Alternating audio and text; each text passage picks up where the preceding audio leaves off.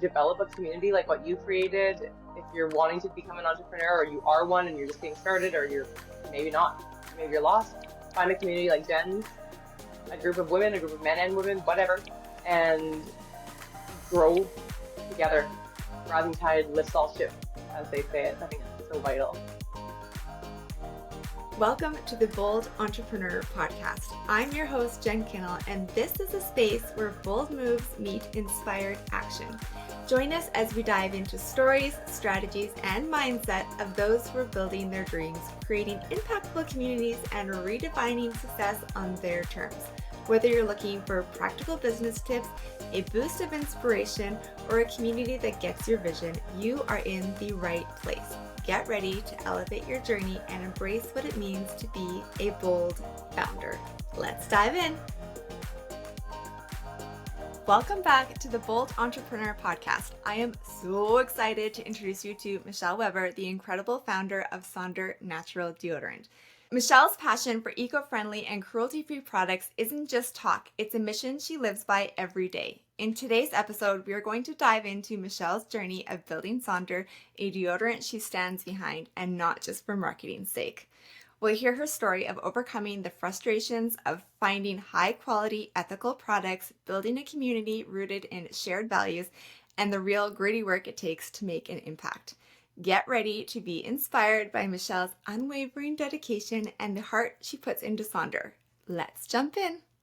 I'm so excited you're here. I know we were talking before, but I just absolutely adore you and I love your story, and I love we met both being in the event industry and then things happened thanks to COVID, and I love how you've totally shifted and gone in a completely different path than what you were doing. And I really want to dive into that because I think your story is so powerful and magical, and I cannot wait for everyone listening to hear it.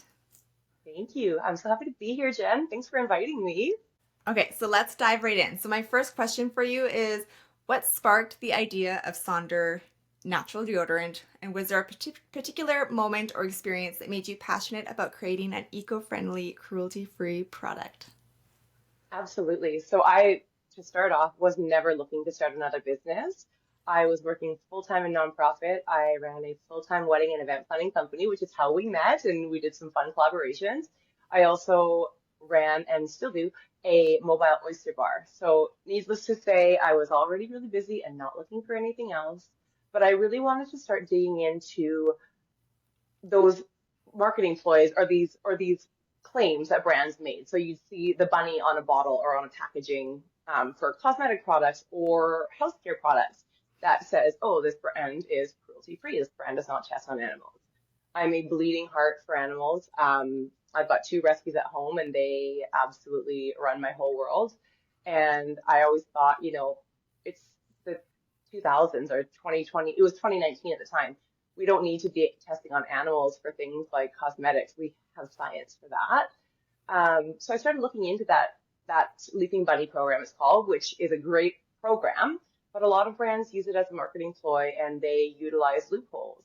So there are certain companies that themselves were cruelty free until they got purchased by a huge conglomerate, a parent company that doesn't really abide by those same standards. And they're just kind of using the smaller company so that they can have another marketing stream or another revenue stream with an ethical brand.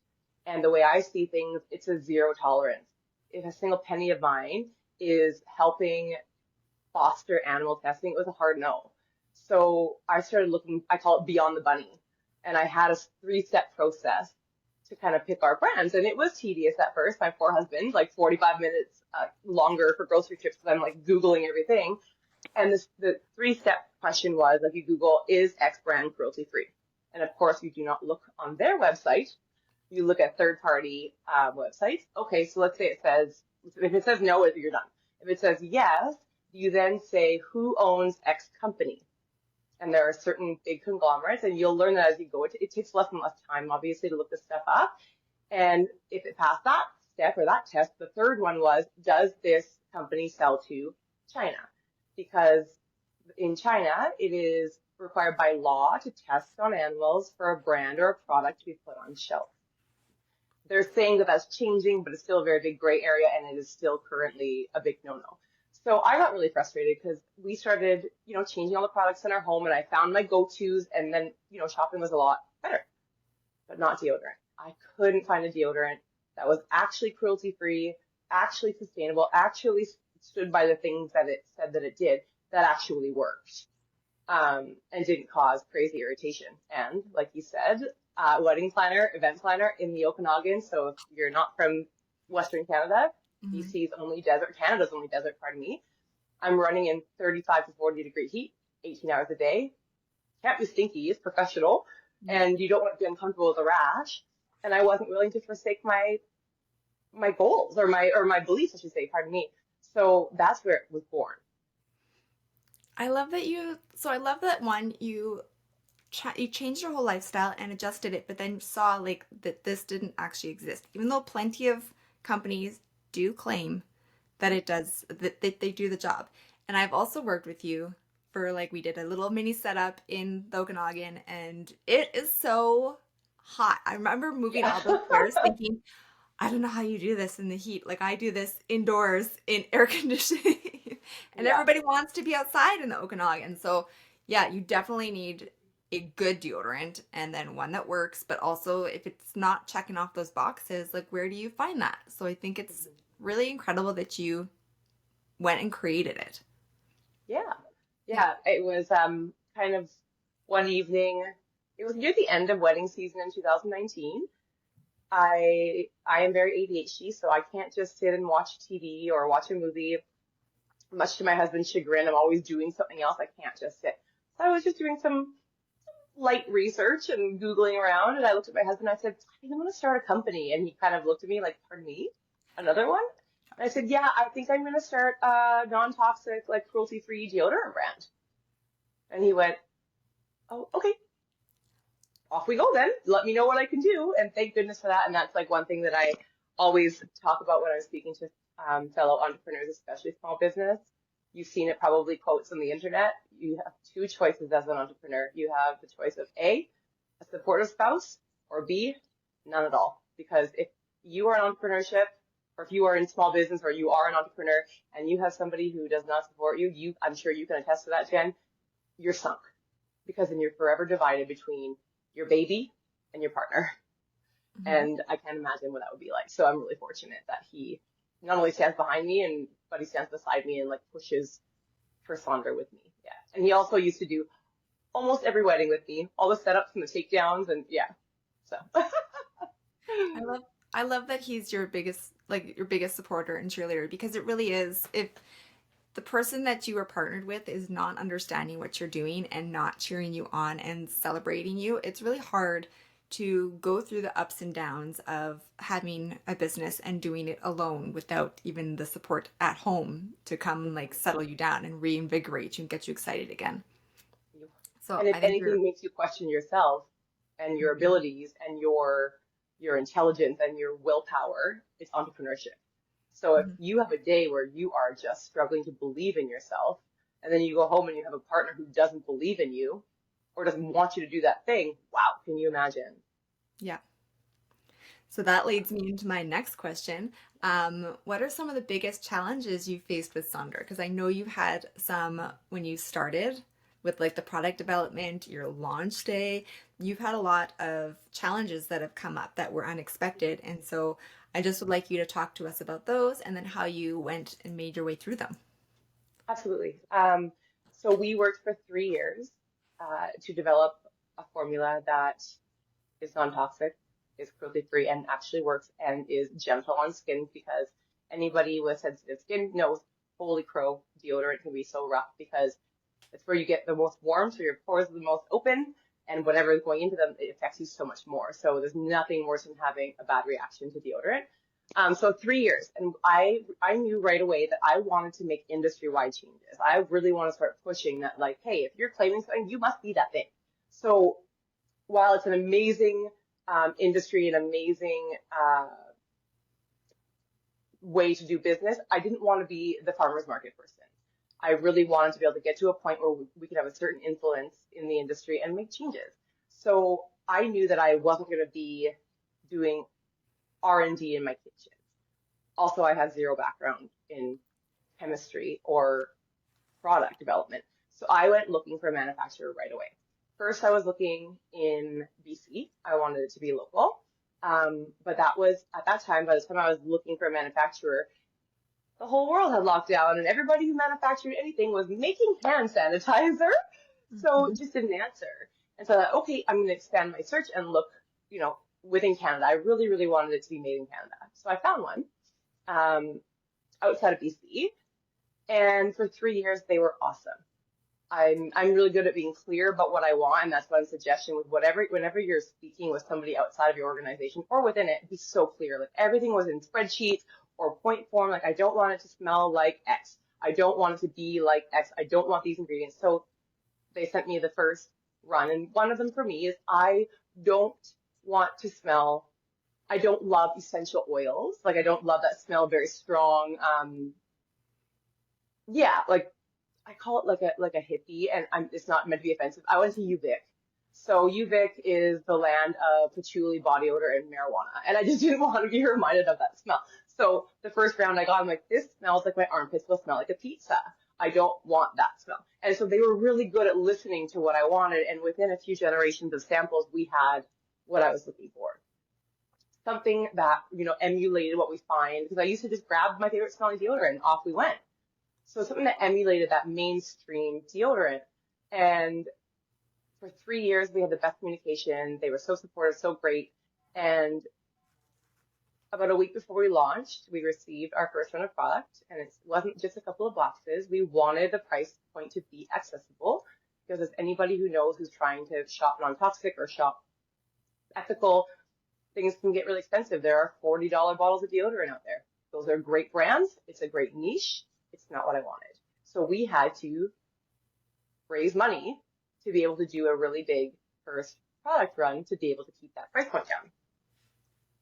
I got the run of product and noticed really quickly that about half of it was unsellable. It was either cracking or chunking away from the side of the bottle, or like it wasn't twisting up because it was too soft. Or it was so many different places where it wasn't right. And for the first time, I got a really dismissive response from them. And I was like, oh my gosh. And so it was just a few days before our launch. I thought, I'm going to take care of this after. Let me get through the launch day. I've dealt with them. They've been great. It'll be fine. We'll get through this. 2 days after our launch, I got an email from them that they were going out of business in 3 days. And so there was no recourse. There was nothing I could do to get our money back. I was lucky. There was brands out there who had given money and didn't get anything. So I had something to work with. I also got my formula, which I could take then to someone and rejig and find out what the heck went wrong. We realized that they knew they were going out of business, obviously. They pushed that product as fast as they could. Deodorant, if you're not aware, is made of waxes and oils that get melted and then solidified once mixed to a certain temperature. So timing is really important. Precise temperatures are really important. And from what we see, we think that they just kind of rushed to get it out. So I'm very stubborn. Most people would call that my downfall. I think of it as a strength. And I thought, this is not going to sink me. Like, forget this. So we started figuring out ways to utilize that product. A lot of it was very much still usable. It just, if you're, we're affordable in that non-toxic space, but we're not comparable to the cheap drugstore brands. So I don't want to be selling a deodorant for $19 and it looks like crap. So we found ways we were able to, help the community and donate a lot to mothers, like Mamas for Mama, so mothers that are experiencing difficulties financially, especially during our wildfires here in BC. We donated a bunch. We were able to use some and create a plastic-free paste with it. We were able to really rejig and pretty much use every single item that we had, which was super exciting. And it made me realize really quickly that if this is what gets thrown at me my first 2 days in business and I got through it, I can get through anything. That's fine. No big deal. Let's do this. And I was a better business owner in 2 days in business than I would be now if it had been perfect. Because I wouldn't have known my formula. I know it front and back, in and out. I know how to make deodorant. I know, it's awesome. So, and I'm more empowered and more confident as a business owner in the product space because I did not come. Yeah. I just love that story so much because, like you said, it's your first 2 days of business. You had this big launch. You had it all hyped on social media. I was so excited. I was ready for your website to go up and order. And then I remember like, hey, is it ready yet? Like, can I place my order? And I think a lot of people would be like, I give up. Like, this is ridiculous. Like, I just ordered this. The company has gone out of business. I have all this product and I can't even sell half of it.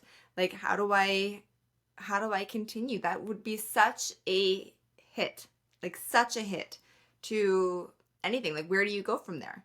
And so I think it's really powerful that you have taken the unusable stuff and either donated it to people in need.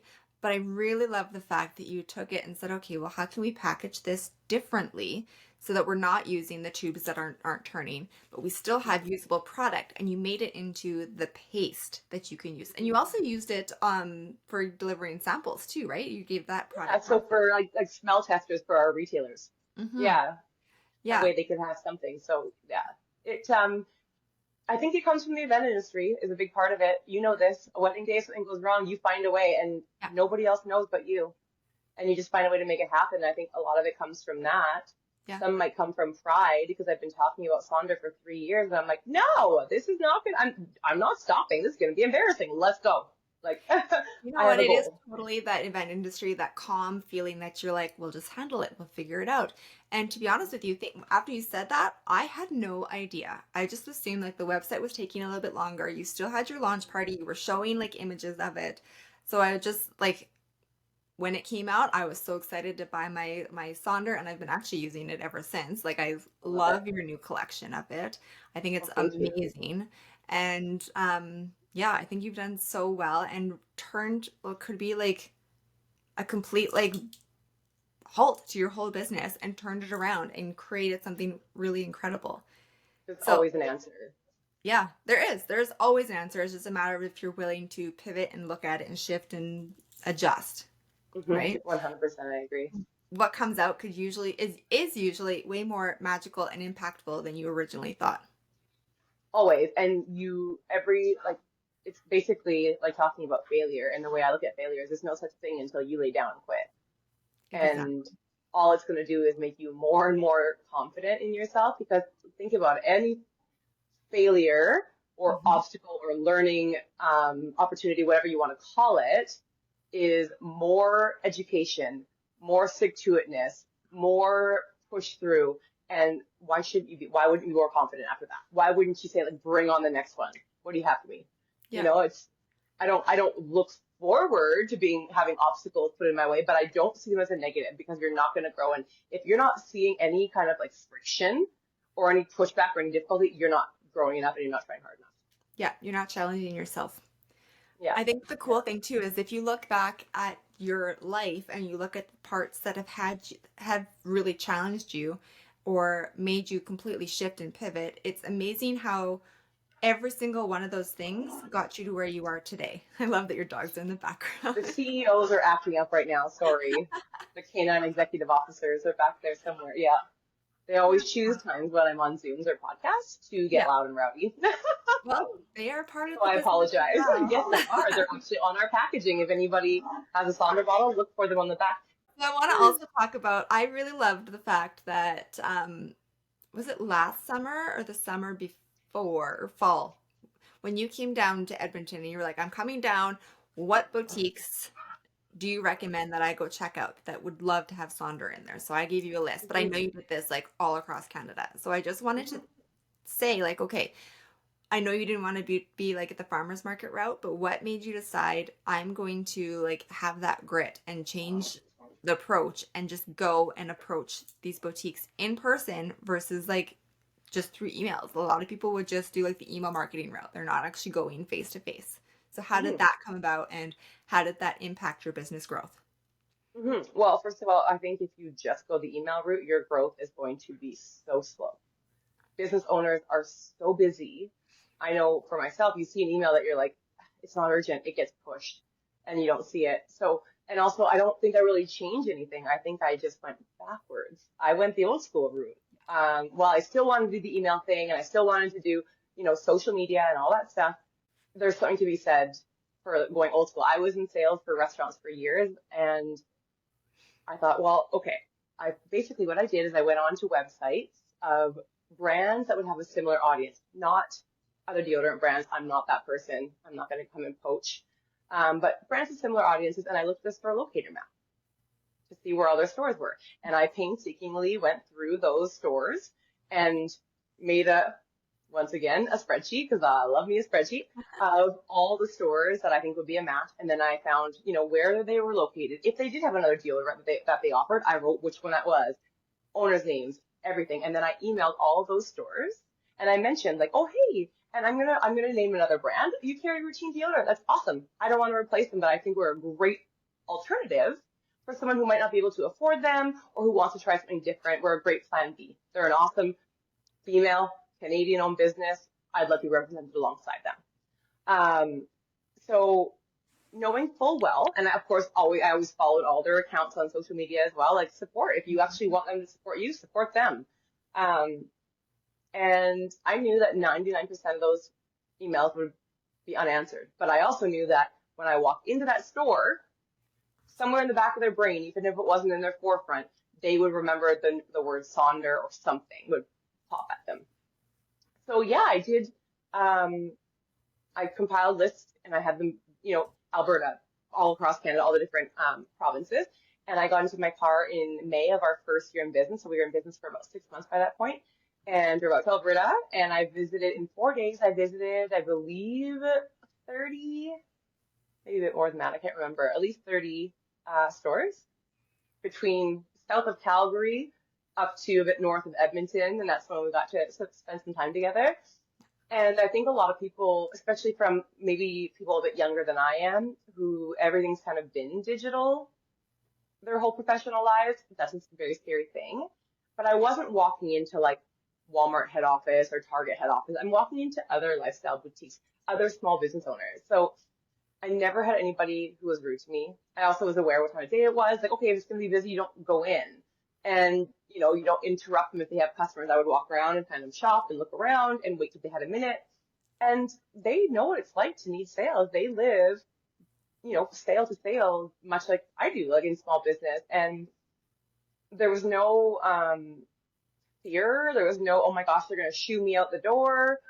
It was like, hey, I'm one deodorant brand of millions. So they're going to pick me probably because of maybe a shared ethical belief, or they like my story, or they like that I'm loud and fun, like who knows. So that was the mentality I took with me when I did it. And it was very strategic. I really wanted, independent stores, like 1 to 5 at the most locations, because I bootstrapped this thing. I didn't have a marketing budget. So to, figure out the world of Facebook advertising in that first year and spend a bunch of money and hope that something stuck to the wall was scary to me. So I knew that these stores share everything on their social media. Brands are bringing, because they want to sell that brand. They can't hold on to inventory. They're small business. So essentially they were paying me to market for me. And I'm not saying that in a rude way, like I want to take their money, but it was a free way to advertise. And we would all of a sudden see, as soon as we got into a new region, we'd see a growth not only in sales through them, but other people who were kind of maybe more away from that store would start ordering through us. Our growth in social media would order, and we would always push them, like we always push them on our social media, like go buy from the store, but we'd have direct to consumer sales as well through that. So that was a huge strategic choice, I guess. And then I replicated it in September of 2023 in Ontario. And my goal is to visit 100 stores, and I think I made it to 70. So I was kind of bummed, but I'm like, that's 70 stores that I wouldn't have seen otherwise. So yeah. I just love the grit, like the getting on in your car and driving and doing it. Because I just feel like nobody does that nowadays. And so it's so impactful to put face-to-face contact is way more impactful for your business growth, because people get to see who you are. They get to see your personality, your passion, and your passion behind your product is what massively gets them to buy in versus here, look at my social media. Here's an email from me. Maybe there's your face in like the bottom of the email. but there's nothing replaces getting in front of a person and being able to actually show them the product, walk them through it, Sampling answer them. their questions. Like, there's nothing that beats that whatsoever. Hmm. And it's harder to say no to a real person than it is to an email. I'm not the hard sell. I'm not trying to, like, the ABC always, I'm not trying to close on that first visit at all. That's not how I do business, but it is harder once you meet somebody. You're like, oh, I kind of like that person. And especially when I, like, another big thing, find in your budget a way to give samples. The stores were shocked, like, you're giving a sample? I'm like, yeah, I mean, it's deodorant. You kind of need to know that it works. And Hmm. that was, they were shocked by that. So whether that's making a smaller size that you don't sell, that you provide to somebody, I think that was vital as well, and really helped our conversion rate because our conversion rate in Alberta was, I think, 28%. The stores that I visited came on board with Sondr, and that's pretty unheard of when it's usually, I think, in our industry between 2 and 4%. That's amazing. And I Hmm. also really like the fact that you went and talked to like boutiques, small business owners who really do understand what it is like to build a business and to have your face in front of them. I just think that it was really good, like a good strategy on your part. And I never even thought about the fact that yes, they would be promoting it on their accounts and then people would find that and then they would go and look you up to find out more information. So you're actually getting like followed on social media by both accounts in that sense, but then also getting the sales that way too. That's pretty Yeah. awesome. Yeah, Hmm. it worked out really well, especially if anybody out there is bootstrapping their business. Gosh, digital advertising is expensive to be in order to be impactful a lot of the times, and it is like trial and error. And if you don't have that budget, that's scary and hard. So finding alternative ways is huge, and that was really helpful. And offering a product that there was a void in that market, I was able to benefit those stores as well, and um, because again, we're little. What can I do? What do you need or what do you want in your stores to make it a beneficial relationship for both of us? So we've done like Instagram lives if we're not near each other, or I've done pop-ups, like whatever I said, whatever you need to help with marketing, you say the word, like nothing is completely a no. Yeah. So I think, yeah, showing that it is a mutually beneficial relationship is really important. Yeah, that's huge. Yeah. Okay, so I want to talk a little bit about your social media strategy that you're using with it because I love how you have really incorporated your community into your social media strategy. And I'm not sure if that was intentional or not, but you do partner with a lot of athletes who have been really focused, like supporting you and sharing the fact that they're using your product and creating reels and stories and stuff like that. So how did you go about creating a little bit more of that online buzz? Hmm. So in terms of social media strategy, I don't know how, I still to this day, I'm still trying to figure it out. I've got a wonderful coach who's helping me, but I still don't know how to create a formal social media strategy. So I would write things down, make plans and whatever, but it was kind of just trying to really go into two baskets, like, new growth. So how do I attract people who don't know Sonder? And then penetration, which is, adding value to your current um, followers or your current network, your current community. And coming from a nonprofit background, community is hyper important. It's a huge value of mine, and because you see the power of community. And I've always worked, with people, members of, my neighborhood or my community. I'm saying that word so much right now, but it was important to do that. And one of the big parts of um, my strategy, so to speak, is, you're starting to build a brand, you need to get some photography, some videos, some this and that. Oh gosh, I've got to be diverse.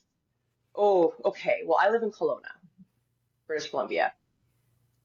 It's getting better, but our diversity in terms of culture, in terms of, race or ethnicity is limited.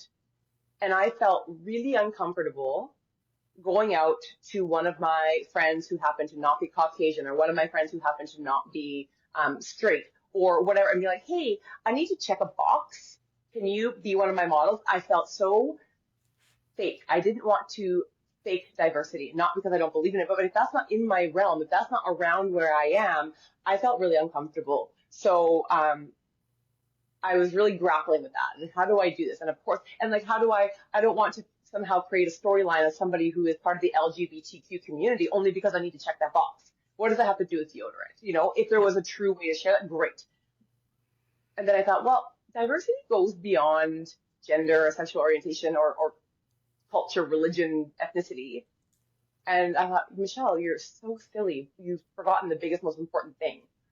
I was raised with a sister has a cognitive disability, and I remember getting into the workforce. The jobs available to her were Walmart greeter, working at a recycling depot, janitorial. There's not a lot of opportunity to create a career, B, something with like creativity and growth and excitement. And I thought, that's what I want. I want, that's my focus in diversity. And not that we don't want our friends and loved ones and, when down the road we hire a lot of different models or employees, I want different ethnicities and backgrounds, et cetera, et cetera. But that was one that was very genuine to me. So our very first ambassador and model is a young woman named Jordan, who's a dear friend of ours, and she has Down syndrome. And she's one of the most fun, talented models as well. So that's where the community side came from, is I wanted it to be very, very, very genuine. Also, my husband and I are very involved in sports. We've loved sports our whole life. So that was really important as well. And I knew that I didn't have the thousands of dollars to say, hey, can you, do a post for me that hopefully maybe will make me some money. So the influencer route was a bit scary as well, especially as the trust of the general population in influencer marketing has come down a bit just because of the sheer popularity of it. But I don't want to be that person that's always asking for things for free. You're from the event world and planning events, like whether it's what you just did recently with the Bold founders or weddings. People are always asking for things for free, and I always want to support my small business friends and pay full price and support them that way. And so I really wanted to try to offer like a way to barter and build relationships and say, I can't pay you as much as I would want to right now, but let's build a relationship, because I will, because again, I'm stubborn. So I know that I will be able to. And so community was everything. And I had people, if you're mentioning athletes, I have a lovely new friend who was an Olympic skier, and it was friends of ours who founded a really big men's underwear company who were connected with her, and because of our friendship, they connected us with her. And she said, I don't want to be an affiliate or an influencer or anything. I said, no, like I would just love your feedback. And so she started organically sharing about wearing Sondr, which I hadn't asked her to do, but I think pulling back a little bit and being a bit less demanding and showing support really helps build that community of people that will want to help you. And but genuinely saying and meaning it, that when I have that capacity to do so, when I'm able to, I'm going to help you. Yeah. And I actually have a list of people. I have write people down after they've like done something for me, that when I am able to, my God, I'll fill a jet full of you and take you to Bali. I don't know. We'll figure something out. Like that I want to be able to give back to because they gave to us. So just leading with such authenticity and grace, I guess. And I'm not a graceful person in any way of the form. However, that grace that I'm not going to push at you. Give me this. I need this. But how can we find a way that, maybe you can help me and I can help you in the meantime. This might be my favorite thing that you've said this whole discussion, because I really, really believe so much that we can support each other in our business growth. And it cannot be I want this sort of a thing. I feel like if we could just listen to each other and figure out how we can support each other, like even when I do events, if I can't afford something in my budget, how can I support you so that you are getting something out of this? It cannot just be that I'm always wanting something, right? And I think it's so powerful when we start thinking, okay, if I can offer you this and you can offer me this, it's a mutually beneficial collaboration. And I think that is such a beautiful thing that is really quite lost in how we connect, maybe a little bit more online. But I love that you thought about that and you think about that all the time when you are looking for your partners. It's absolutely so important. And I think in a way, women, and it's no bash against men necessarily at all, but men have worked in the currency of money for so many centuries. And I think that's part of the reason that women are seeing this huge growth in successful entrepreneurs because I think we organically have that in us a little bit more. Maybe it's from rearing children and it takes a village, etc. I don't know exactly where that mindset might come from, but I feel like women are so much more naturally able to say, hey, let's lift each other up. What can I do? The amount of people that have said, like, what can I do for you? Or without even asking, shared something. Or I have a friend of mine who literally on an airplane, they were stuck on a tarmac in Texas, had girls behind her. She's like, take out your phone. Here, I'll show you how to order Sondr, because it was like hot and smelly in there. And she's forcing these girls that she doesn't know on the airplane to order Sondr right then and there. And just, I think women naturally like, just come by that organically a little bit more. So it's really important. And I think that's where I struggled at the beginning for sure. In looking is that I didn't think that I had anything to offer because, I mean, I can offer you deodorant, but I mean, our deodorants last a long time. So how much deodorant can I give you to make it worth it? And because I felt like, oh, I don't have a big reach in social media yet. I only have, at the time, like I only have like 500 followers or whatever that was. Yeah. And I still don't have a huge reach. I think we're like 2,500. But now I'm more confident in what I can offer and how I can help, how I can be of assistance. And I had this woman and her daughter live on Vancouver Island, and they sent me a message on social media just saying, hey, we wanted to let you know we went to the store and we've been buying your deodorant. We love it. And that was their only reason for reaching out. And I, of course, like, who are you? And I looked at their social media, and it's a mother and daughter. The daughter's 13, and the daughter's an entrepreneur, and they own a company called Cali & Co., and they do, like, bath salts and, my gosh, my brain is stopping. Bath salts and, like, perfume rollers and soaps and, like, beautiful stuff, and it's just so cool. I wish I had had that entrepreneur influence when I was young like that. So I said, like, well, why don't we figure out a way to collaborate? And I sent them some new deodorants, and they sent me like a package. And so, I mean, spoiler alert, depending on when you're sharing this, but we're doing a big collaboration. Sondr will be 2 on the 17th, and they are a big part of that because I thought, well, I don't have 50,000 followers, but I have more than they do, and I have a lot of connections in retail stores. So if we do this, maybe that'll help them grow. And maybe I can't give back to that person who shared about Sondr and they have 250,000 followers, but I can give back to somebody else and like just kind of keep paying it forward and find a way to help and, make somebody's day because I believe in them. And so it's just finding ways to pay it forward has been huge. I think that's a big part of the community as well. And gratitude, to say thank you. Yeah. It's lost on a lot of people too. I think we have a lot of expectations and a little bit not too much gratitude sometimes. Yeah, so that's been a big part of it. Yeah. Sure. Okay, so if somebody is looking at creating something like you did with Sondr, like you're not in the industry, what advice would you give to them to get them, like, to encourage them to dive in and learn what is unfamiliar to them when they are creating something? Mm-hmm. Well, first of all, be curious. If there's something that's sparking your interest even a little bit, I mean, we have every single piece of information at our fingertips. We have it on our phones. Like, we have the internet. Just start Googling, and be open. Be open to realize, oh, you know what? Maybe I'm not that interested in this, like, before you make any big commitments. But I lead with yes. I'm always a yes. Yes, I'm interested, or yes, I'm curious about this opportunity. And that's the one thing my mom taught me is say yes to the opportunity.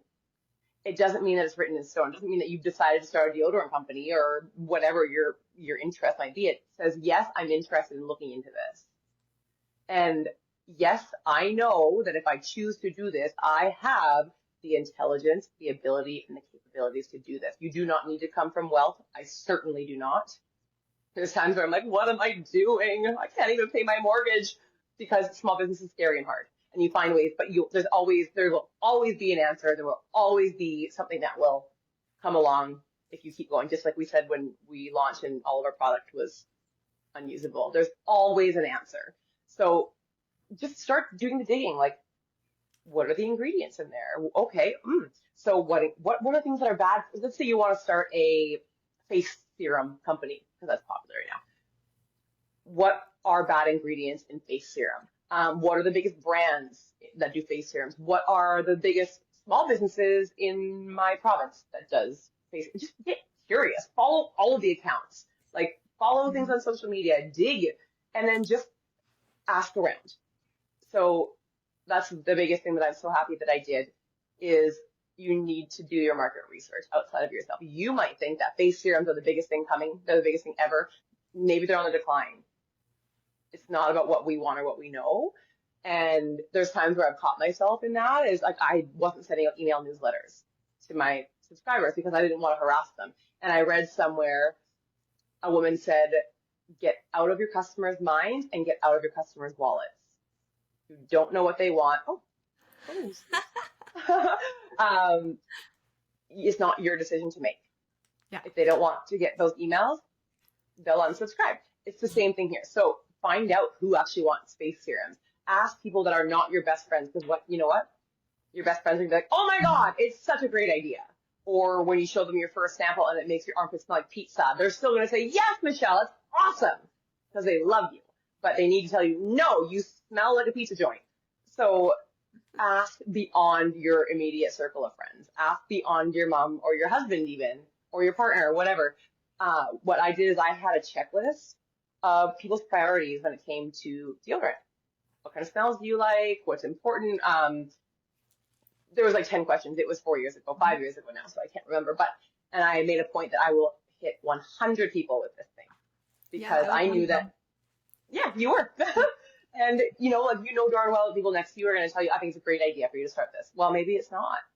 So really being willing to look outside of your circle of influence for information before making the jump is big. And then if you're deciding to go for it, you've done all these things and you're like, yeah, I want to do this. I want to risk it for the biscuit and like get after it. And I'm willing, I can't wait to get into that grind. Then make sure, don't wait for your ducks to be in a row. I don't have ducks. I have squirrels and they're everywhere all the time, but also organize yourself. So I did a business plan. I sought help for my business plan because that's not what I do well. I made goals. I created systems for myself, knowing full well that probably these systems are wrong and somebody out there does it better, but I can only improve and get better as I go, as I learn how this thing works, and as I sought mentorship. Very important. So big. Very important. And very important to like vet your mentors. There's a lot, like they might be great at their business, but they're not great at teaching, or they might be great coaches, but not for you. Yeah. That is so important because that can really set you back if you don't have the right person. But having that mentorship, then they'll go through what you've created and say, hey, this is great, but you know what? This will properly reflect your business more. And it's vulnerable. I'm going through it right now with an amazing woman who is coaching me. She is one of the founders of that underwear brand that I refer to. I don't know about sharing other brands like names if I'm supposed to or not, so I'm just saying that. But and she's lovely, and I was reluctant to share things sometimes. Like I would take a bit longer, and she's like, I know it's a vulnerable thing, but I promise you, I am not judging you, and that's a big fear. We hold this like close to ourselves because you kind of created it yourself, and you're like, hey, my imposter syndrome is sneaking in, and I'm sure I'm not doing this right. I can't tell anybody. Stop it. Everybody's been there. And if you can find somebody who makes you feel like, okay, this is still hard, it's vulnerable, but she keeps telling me she's not going to judge me. Okay. And then they can help you, improve and grow, or else you're just going to get yourself stuck in a rut. But yeah, I think I totally digressed there. Sorry. No, I love it because I fully believe in hiring a coach and having a mentor, and because they open your eyes to what is possible. And yeah, it is very vulnerable to put yourself out there and to say, like, I hated talking numbers. It was something that I hated discussing because it made me feel uncomfortable. And was there going to be judgment involved? But it makes so much of a difference in terms of your growth. And again, like seeing what's possible, seeing different ways of doing business so that you can get there faster versus just the DIY yourself. If you DIY yourself, there's things that you're probably doing not wrong, but slow. Less effectively. Exactly. Yes. Why reinvent the wheel? Why do this and go trial and error to finally get to where you could have gone there like that? And sometimes it's a cost thing. That's totally okay. That's totally understandable.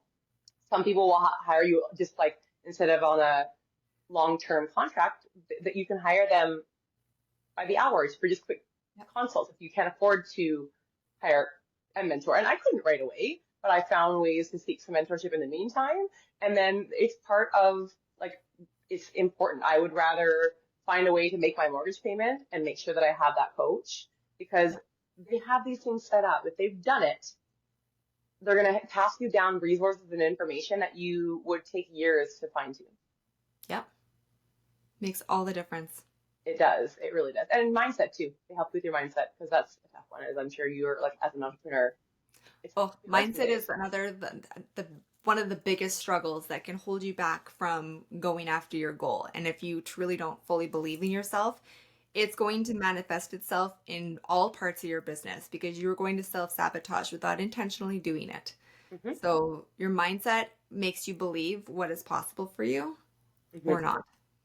And I think it's really important for people who are either new entrepreneurs or thinking about it, that I stopped reading any kind of like business or personal development book for almost a year in the beginning of Sondr, like probably from 6 months in to a while ago, because I have always been a very confident person. I believed in my abilities, probably too much sometimes. I've always said, like, whatever it is, I can figure out a way to do it. I can do it. Like, I know I can do this. And that's how I got into Sondr. And then self-sabotage, 100%. I thought I was worthless. I thought, I spent hours looking at social media and being like, I can never build this business. Who do I think I am? Look at their social media compared to my crap. Like, it was so negative. And so I think it's really important for people to know that your mindset isn't going to be on all the time. I don't know if you feel, and I think that's where I struggled, is that whenever I would have a day where I was feeling low confidence or feeling a bit pessimistic, I thought, oh, I'm not cut for this. I'm such a loser. All these other people are so positive all the time. Well, yeah, that's what they're telling you. And maybe they are. That's fine. That's great. But you don't have to be on all the time to be able to get back to that mindset. So as somebody who was diagnosed with clinical depression at 13 years old and not diagnosed with extreme ADHD until I was 40, there's a lot of self-assessment all the time. And you can go for a long time and feel good. And then I call it like a low. So it could be something that happened in your world, or maybe just internally, all of a sudden you hit this low and you get depressed, and that's where you sit. And because I have this history of depression, I was able eventually, and it took me a long time, to kind of come back out of this depression that I hit in business. And now I know I can't be perfect. I will hit these days. But if I can make those lows, those periods of lowness, shorter and shorter and shorter, and farther and fewer in between, you find those tools to make that happen. I think that's a big problem, is that because we read these personal development books, or we look on social media to gurus or influencers or whatever, who all mean well, we think that we have to be good enough to have our mindset positive, and our morning routine with our collagen and our cool Amazon finds and our workouts and our mental health walks all dialed in, or else we're not going to make it. You're going to quit. Yeah. You're going to quit. I'm telling you right now, you will never make it, because that's not what real life is. And if that's what you think you have to do, you're going to be so overwhelmed, you're going to quit, like I did for a year. I didn't quit, but I definitely could be a lot farther ahead. Do you know what? I listen to podcasts nonstop. Like, I love listening to podcasts when I'm in the car, and I drive my kids to school and back every single day. So whenever they're not in the car with me, I listen to podcasts. And this whole year, I mean, I still listen to podcasts, but I've changed to like no business podcasts and just listening to like my murder mystery ones. Okay, same. I was true crime all day. Yeah. But I was finding that all the business podcasts, yes, they were inspiring me, but I was listening to so many that I always felt like I was behind. Yeah. Like, this podcast said I should do this. That's really great. I should do that. Oh, but this one said I should do this. Oh, I should do that. And so I always felt like I was not there yet. Yeah. Right? And so when I took that away and just said, like, realized, okay, I can do amazing things, and I'm already doing amazing things, and not put the pressure of doing all the things, like just focus in on what's important. It made the world of difference. So you're just filtering what you're taking in. Be your own gatekeeper. And that's it. Like, all of these podcasts, all of these social media accounts, all of these books, they're all meant with the best intention. But because of the internet, we have access to all of them. And then we're like, oh my God. And because that's what you hear, is that you should always be listening to motivational podcasts or business or this or that or this or that. So that's what you hear. So that's what you do. And then you're like, oh my gosh, I need to be doing so many more different things and so much. Like, my morning routine is going to take me 4 hours. I've got to get up at 3 a.m. I can't go to bed until 2 because then I got to work. Like, it's, Yeah. stop it. Pick what works for you. And for me, for a year, it was murder podcast. And my husband's scared now of me because he's like, if you want to kill me, you'll get away with it. And I'm like, yeah, damn right I will. You act accordingly. Just kidding. But that was what served me because it was too overwhelming to open a personal development book or to listen to a business podcast or whatever that was. It was too much. Like that trip to Alberta. Oh, girl, I listened to like 40 hours of murder mystery or like true crime podcast. And that's okay. But get yourself back there. Make yourself have these lulls shorter and shorter. And you'll develop the tools that are what gets you out. Like I work by myself from home all day long. And as do you. It's really, really hard to drill yourself out of a negative mood alone. Yep. So, you go to those networking events to cultivate your entrepreneur friends, especially ones that are available, in the weekdays during the day. Because that's hard when your good friends aren't there either, right? Yeah. So that you can say, hey, I need to co-work with somebody today. Even if your businesses have nothing to do with each other, like just having somebody there that you can kind of bounce an idea off or be like, I feel like a real piece of junk today. Yeah. And they're going to be like, what? And they'll be your biggest cheerleader, right? Like, that was big for me. But the more that I felt bad, the more that I was like, no, I don't want to see anybody. I need to I'm not be ready. alone. Can't do it. Yeah. No, but you need that community because that community will remind you of who you are and what you're capable of and lift you up. You're so good at growing those kinds of communities. That's, like, you're so good at doing that, at bringing wonderful people together and lifting people up. Like people need communities like yours for sure. Thank you. It's my favorite thing. I highly, highly value it. So I want to make sure that it's accessible to everyone. Yeah, it's so important. We are going like so over. So this is actually my last question. But I really loved everything we've talked about because I feel like all aspects of business have been touched on. What do you find has been the most rewarding so far with Sondr? And what is coming up? Okay, rewarding with Sondr. See, and this is where the mindset thing comes in. I'm like, well, I'm not there yet to feel rewarded, but you are. There's a lot. I think honestly, when somebody tells me, oh my gosh, I've been trying to like get to something clean and healthy for me, and I keep going back to the crappy like aluminum antiperspirant, and I finally found one that works. That means a lot. I know it's little, and it's somebody's like deodorant, but that means so much that I was able to bridge a gap for somebody. I love when somebody, like, 'cause my husband and I are like shameless self-promoters, like Sondr hat, Sondr t-shirts. I do not care. I'm wearing it. And when somebody sees it, goes, oh, Sondr, is that you? Like, it's so exciting. Like, yes, it's getting there. People are starting to know who we are. But I think even more so is the community of people, women primarily, because I'm a woman, so that's who usually will gravitate to me, but men as well, who are inspired by somebody who doesn't have a business background, doesn't come from money, and just took on an endeavor. So being able to talk to people and feel like I can maybe give somebody a bit of hope, because like I'm nothing special. I'm just somebody who's not who is stubborn and doesn't give up and it doesn't believe that anybody has something more than I do. We're all a level playing field, and so to be able to put that into people's brains is probably the most reward currently. So hopefully I can, I'd love to be able to grow and know the business enough that I can help really teach and coach people one day, because I'm aware of my abilities and my non-abilities, and I'm not in a place where I could coach somebody yet, but I will. And what's to come, world domination, mostly. But yeah, we really want to grow into that mainstream brand, and we have ambitions that, look towards big growth in the company to be able to be that place that if somebody sees our logo, they know that what they're reading, whether it's about animal testing, whether it's about sustainability, ingredients, whatever, what they're reading is what they're getting. They don't need to look it up. They know. So to be able to be that recognizable brand, that beacon, if you will, in that overwhelming world of trying to find, things that are good for us, because it's such a difficult ocean to navigate. If we can be that brand, they're like, yes, I know what they carry. I know whatever it is, I'm okay. And they can take that. That's huge. So, and we've got a brand new, pretty big product line coming out, probably early spring. So look forward to that. I know, I'm super excited actually. So that's what's going on. Okay, so I wanted to say, because you said that one of the things that you loved is the women that come out to you and say, like, I use Sonder and I love it. Like, what year did you launch Sonder? November of 2022. Okay, so I've been using Sondra since November of 2022, and I've tried a lot of natural deodorants and hated them all. So always went back to like the mainstream one. And Mhm. when you brought out Sonder, I was like, I'm gonna buy it. It's Michelle's product. I'm gonna do it. I'm gonna support her.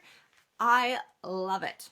And I actually love all the different smells because I like to rotate through them all because they're all Yeah. awesome.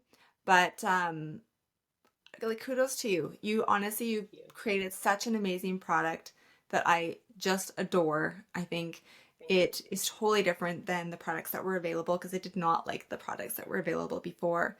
And Mhm. also before I was always rotating different brands because I felt like after a certain while you started to get smelly. And Mhm. I've been with yours for years now and it's so awesome. And I just think like I said before, you are the most amazing human being. You have so much heart and passion put into your business, and I love the story of your business and where it came from and where it's going, and I just think it's so powerful. So I wanted to say Thank thank you you. so much for Thank joining me you. Thanks for today. having me. I Yeah, appreciate it's so it. much fun. I'm so excited for everybody to get to hear this on the recording when it comes out. But Yeah. yeah, let me know or let us know where people can find you. So you can buy us online. If you're in Canada, it's free shipping over $50. If you're in the US, free shipping over 35 USD. And so our website is Sondr, Sondr, fresh.com.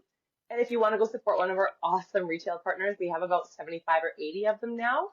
Head to the footer of our website and hit store locator, and you can go and support another small business because people ask me, where should we buy, direct or what's better for you? Both.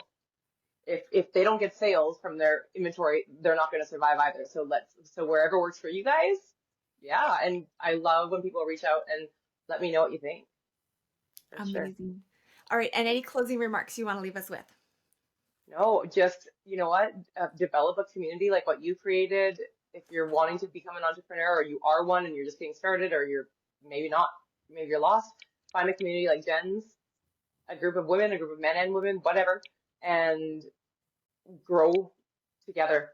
Rising tide lifts all ships, as they say it. I think it's so vital. Yeah. Yeah. Yeah. And thank you. And if you tried Sondra, thanks for trying us. Amazing. Well, thank you so much. Thanks, Jen. So, Michelle was so amazing to have on this podcast, and I wanted to take a few takeaways that I had from this podcast that I really thought were really impactful in business. So, number one, mindset matters. You guys, mindset makes such a huge impact in your business and your growth, and we can look at outside influences like podcasts and books and what people are saying you should be doing, and it can actually feel quite overwhelming. And so, I want you to take a step back and realize, okay, this is where I want to go in my business. This is what I'm focused on. I really want to make sure that I'm surrounding myself with people and podcasts and books and all the things that are supporting and aligning with your goals. So don't ever feel like you have to do all these things all at once because it really can take your mindset out. And so making sure you are strong with your mindset, you're really focusing on how amazing you are and what you're offering can really be hugely impactful in your business growth. Another one we talked about was community.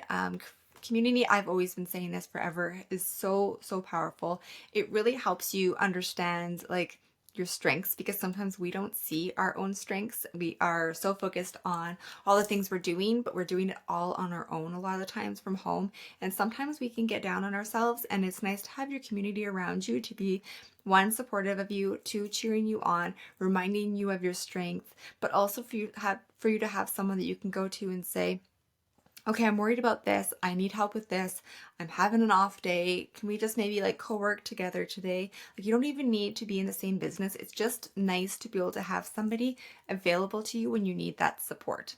Another thing that we talked about that I loved because I find this wildly impactful is investing in mentors and coaches. I think it's so, so powerful. It's also very scary when you're first investing in coaches and mentors. Even when you're investing at a higher price point, that can also be very intimidating. But I would not be where I'm at right now if I did not invest in an amazing coach and mentor to support me. And another thing is that these mentors and coaches, I mean, as long as they are incredible ones who are aligning with your values and like they just get you. It's amazing how they can jump you from where you're starting to where you want to be versus going that roundabout way that Michelle had said. We can actually fast track ourselves by learning from people who are doing it, but also open our minds or our eyes to what is possible for us. So that's what I love about the investing in mentors and coaches. So I'm so glad that she brought that up. And then finally, being resilient. Business is going to throw you so many curveballs and so many things that are going to make you want to quit.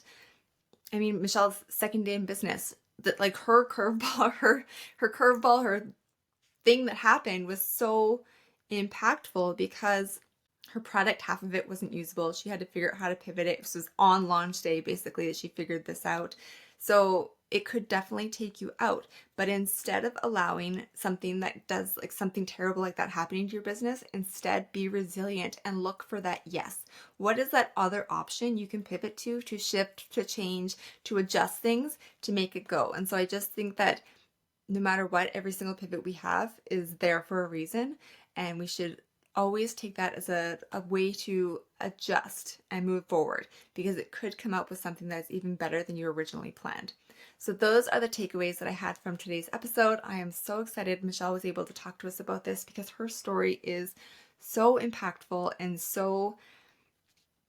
just so full of like amazing good things. So many twists and turns and how she does it, and her heart is fully invested in every aspect of her business. I just really wanted you guys to be able to hear that. If you're ready to take your entrepreneurial journey to the next level and connect with a community that truly gets you, we would love to have you join us in the Bold Founders community. Imagine surrounding yourself with motivated, like-minded entrepreneurs gaining access to powerful resources, expert insights, and opportunities to collaborate with other bold thinkers. And don't forget, ticket sales for the Bold Experience are now available. So join us for a full day of inspiration, practical workshops, and meaningful connections that can transform your business. And finally, if you'd like to be a guest on the Bold Entrepreneur podcast or have any questions, do not hesitate to reach out. I would love to hear from you. Thank you so much for joining us on this episode of the Bold Entrepreneur podcast. I hope you're walking away with inspiration, fresh insights, and a few takeaways to fuel your journey. If this episode resonated with you, please subscribe, leave a review, and share it with other bold founders and entrepreneurs in your circle. And when you're ready to elevate your business, check out the Bold Founders Collective. From community support to strategic resources and personalized coaching, we are here to help you thrive. Remember, the bold moves you make today will shape the future you're dreaming of. So stay tuned for our next episode, where we'll dive into deeper stories of strategies and mindset shifts that all make the difference. Until next time, stay bold, keep dreaming, and keep moving towards what lights you up.